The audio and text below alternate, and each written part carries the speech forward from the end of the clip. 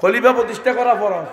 কত বড় দুঃখের বিষয় যে আজকে গণতন্ত্রের গোলক দাদায় 100 বছর আমরা ঘুরতে ঘুরতে ঘুরতে ঘুরতে এখন আমাদের মতো লেবাসদারি নামি দামি কোন ক্ষেত্রে সেলিব্রিটি ব্যক্তিরাও বলে ফেলতেছে ওয়ালিয়াযু বিল্লাহি মিন যালিক যে খেলাফত প্রতিষ্ঠা করা নাকি ওয়াজিব বা ফরজ কোনো বিধান না।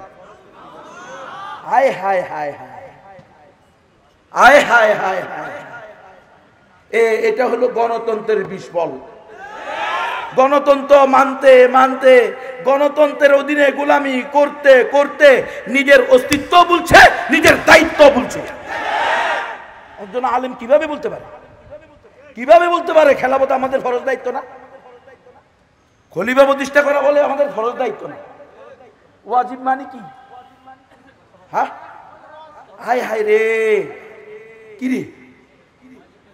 হ্যাঁ, এরে মুসলমান সাবধান হন। এখনো আবার আমাদেরকে ছলে বলে কলে কৌশলে বিভিন্ন ধরনের কলা ঝুলাইয়া কলা ঝুলাইছে না মূলা ঝুলাইছে আল্লাহ জানে। আমার এমপি বানানো হবে, আমার মন্ত্রী বানানো হবে, আমি প্রাইম মিনিস্টার হব। প্রাইম মিনিস্টার হইবেন না গোলাম হইবেন বুঝবেন পরে না। এমপি মন্ত্রী খাওয়াইব। ইতিহাস থেকে শিক্ষা নেন। মুসলমান বিশেষ করে ওলামায়ে কেরাম কোশ্চিন কালেও গণতন্ত্রকে সাপোর্ট করতে পারে না, গণতন্ত্রের পক্ষে থাকতে পারে না। আমরা গণতন্ত্র বিরোধী, গণতন্ত্রের বিরোধিতার কারণেই আমাদেরকে গুম করা হয়েছে, 10 দিন রিমান্ডে দেওয়া হয়েছে, 3 বছরের মতো 32 মাস আমাদেরকে জেলখানায় আটকে রাখা হয়েছে। এতটুকু আমরা আমাদের অস্তিত্বহীন হয়ে গেছিলাম, কেমন জানি আমরা এই দেশের ভাড়াটিয়া হয়ে গেছিলাম, অঘোষিত ভাড়াটিয়া। তো আল্লাহ রব্বুল ইজ্জত আবার প্রমাণিত করলেন এই স্বৈরাচারী সরকারের পতনের মাধ্যমে আল্লাহ তাআলা কোন জালেমের জুলুমকে স্থায়ীভাবে চলতে দেন না। ইন্না বাতশা রাব্বিকা লাশাদীদ, রব্বুল আলামিন ধরেন না ছাড় দেন, কিন্তু যখন ধরেন তখন আর ছাড়েন না। সেটাই আল্লাহ তাআলা আবার প্রমাণিত করলেন।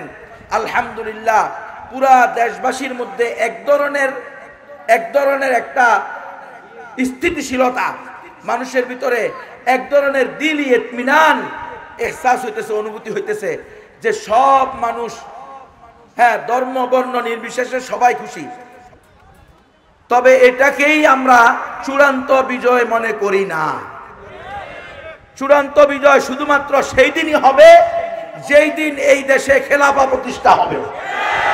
চূড়ান্ত বিজয় একমাত্র সেই দিনই হবে যেই দিন এই দেশে ইমারত প্রতিষ্ঠা হবে। চূড়ান্ত বিজয় একমাত্র সেই দিনই হবে যেই দিন এই দেশের ব্যক্তিগত, পারিবারিক, সামাজিক, রাষ্ট্রীয় এমনকি আন্তর্জাতিক অঙ্গনেও কোরআনী শাসন প্রতিষ্ঠিত হবে। এর আগে আমরা চূড়ান্ত বিজয় বলতে পারি না, এটা হলো সাময়িক বিজয়। একটা বিষয়ে আমরা বিজয় লাভ করেছি আলহামদুলিল্লাহ। মানুষের মুখে, মানুষের কাছে আমরা সবচেয়ে বড় যে উপকারটা হয়েছে এইবারের আন্দোলনে আলহামদুলিল্লাহ। এই আন্দোলন তো এইবার শুরু হয় না, এই আন্দোলন শুরু হয়েছে সে 13 সালে, এই আন্দোলন শুরু হয়েছে সে 21 সালে, সে আন্দোলন শুরু হয়েছে সে 16 সালে, এই আন্দোলন শেষ হয়েছে 24 সাল দিয়ে আলহামদুলিল্লাহ। তবে আন্দোলনের পরে ফসল যেন দুশ্মনেরা নিতে না পারে এই জন্য সজাগ থাকতে হবে। আমরা তো বারবার আন্দোলন করেছি, রক্ত দিয়েছি, ঘাম দিয়েছি, শ্রম দিয়েছি।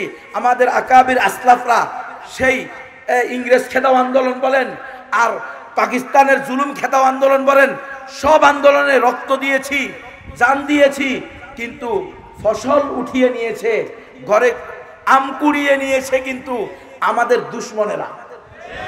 যার কারণে দেশ স্বাধীন হওয়ার পরে দেশের সংবিধান হয়ে যায় অজানা কারণে, সংবিধানের মূলনীতি হয়ে যায় গণতন্ত্র, সমাজতন্ত্র, জাতীয়তাবাদ, ধর্মনিরপেক্ষতাবাদ। প্রত্যেকটা কুফরি এবং শিরিকি মতবাদ। এগুলো প্রত্যেকটা কি? কুফরি এবং শিরিকি মতবাদ। একটাও ইসলামের সাথে কোনো সম্পর্ক নাই। মুসলমান কোনোদিন এগুলাকে সাপোর্ট করতে পারে না। মুসলমান কোনোদিন গণতন্ত্র রক্ষা করার জন্য গণতন্ত্র প্রতিষ্ঠা করার জন্য আন্দোলন করতে পারে না। মুসলমানের আন্দোলন হবে খেলাফত প্রতিষ্ঠার জন্য। মুসলমানের আন্দোলন হলো আমাদের হারিয়ে যাওয়া খেলাফতকে ছিনিয়ে আনার জন্য। আমাদের থেকে যে খেলাফত তারা ছিনিয়ে নিয়েছে সেটাকে পুনঃপ্রতিষ্ঠা করা, এটা আমাদের ইমানি দায়িত্ব, ফরজ বিধান। নসবুল ইমামি ফরজুল, আকীদার কিতাবে পড়ে আছে, ঠিক আছে কি না কে জানে উস্তাদ? ঠিক আছে বলতেছে হুজুর।